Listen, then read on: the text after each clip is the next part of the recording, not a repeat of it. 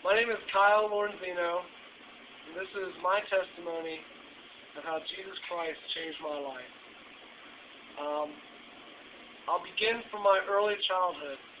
I grew up with some loving grandparents who took me to a Baptist church. They taught me all about God and the foundations of Christianity. And I grew up really knowing God from an early start. I also grew up without my biological father around, so that allowed me to really view God as my father. When the pastor said, God the Father, I took that as literal, because without a dad around, I really looked to God. I really leaned upon Him, and I started praying at an early age. Throughout the rest of my childhood, I was really involved in church. I later on went to the youth group that they had there.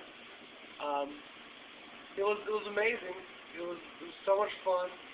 Then suddenly, when I turned 15, something happened, and I decided not to go to church anymore. Our pastor, who was running our youth group, had left the church. The church kind of had a splitting apart, and I was very hurt by this. So I stopped going to church, and I started hanging out with a lot of the kids from my neighborhood where I live.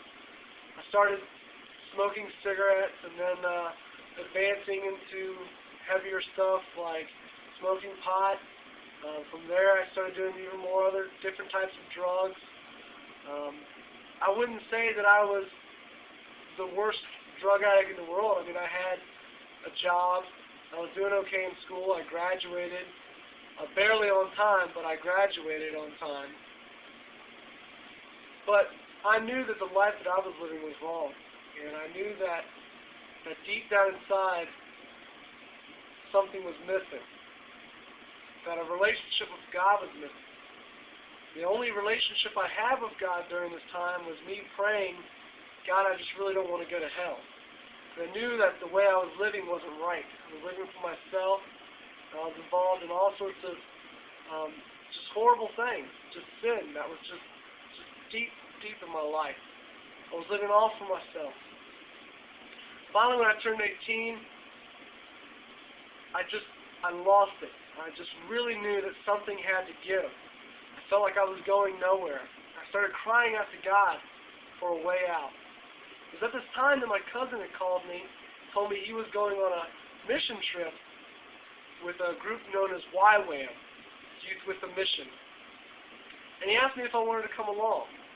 I was just so excited because I knew that this would be a good way to get out. I asked him, where do you want to go? And he said, how about Ireland? And I knew nothing about Ireland at the time, but I said, hey, let's go.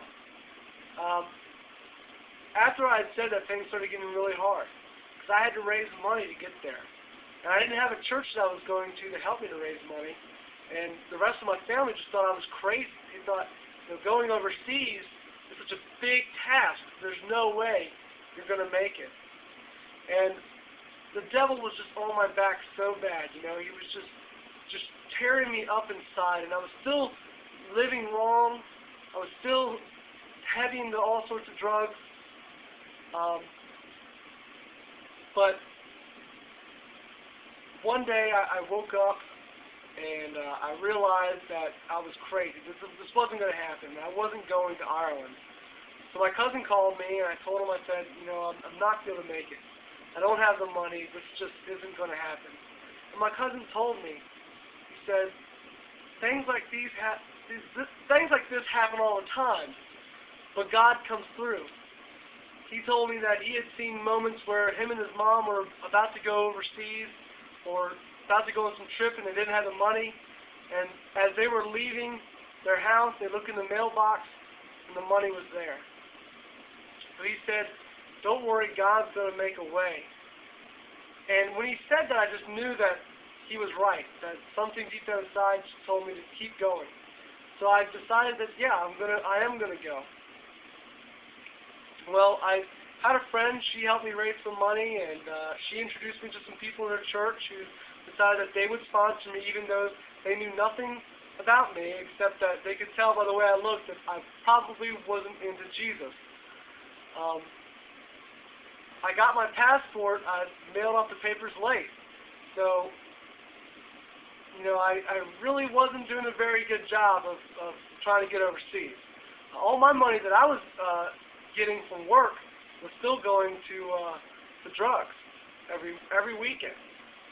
So I just wasn't doing a very good job.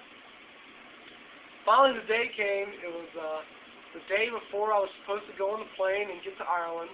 I was going to my cousin's house in Charlottesville to stay with him, and the next morning we were going to go to D.C. and go on the plane. Well, my passport hadn't arrived yet. My grandparents, who I was living with at the time, they were freaking out. They didn't, they just thought, well, we knew it. This isn't going to happen. You're not going to make it now. So I got down on my knees in my room, closed the door behind me, and I just got on my knees by my bed. Said, God, I don't even know if you're real right now. Because at this point, the devil had beaten me up so bad that I just didn't even know what to think. I said, but God, if you would help me, I'll change. And I said something like that. I'm not really sure what I said, but I just was bargaining with God. I was pleading with God. I just cried out for His help. And 5 minutes later, I got a call from the post office. They said, your passport just came in the mail. It was like, at that moment, I had a realization that God was real. Next thing you know, I was on a plane going across the Atlantic Ocean, heading for Ireland, heading for a missionary school. This long-haired, hippie-looking guy on the drugs was going overseas to be a missionary. Within the first week that I got to that school, being around those Christian people, seeing God in a real way, working in real ways, doing miracles, people who were on fire for Him, I knew that I had to change. I had to give my life to Jesus fully. I remember I went up into a prayer room that we had there, and I sacrificed everything. I surrendered everything. I devoted my life to Jesus and to His work. And within a week from being there, I remember I talked to the cook.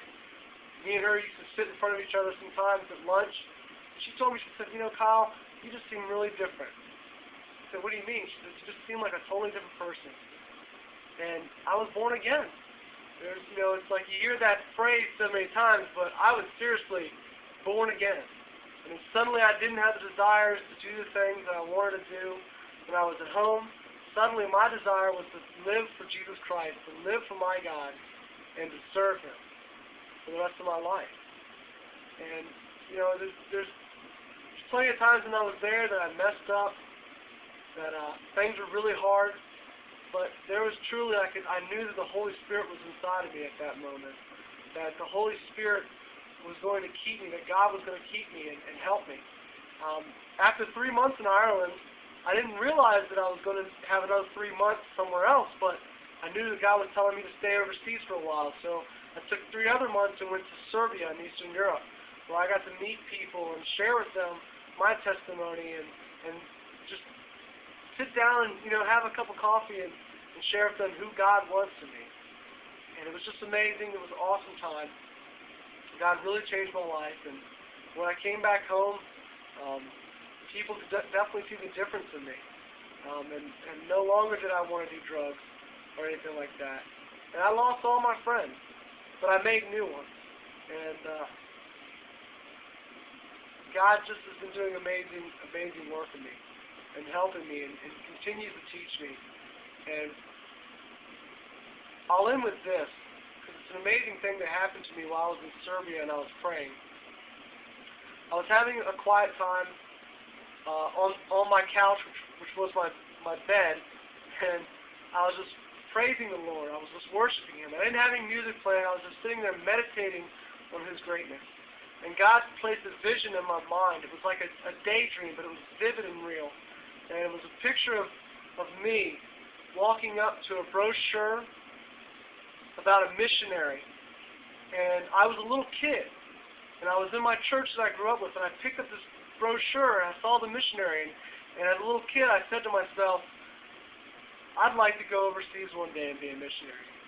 And then God spoke to me and said, you forgot your dreams, but I never forgot your dreams.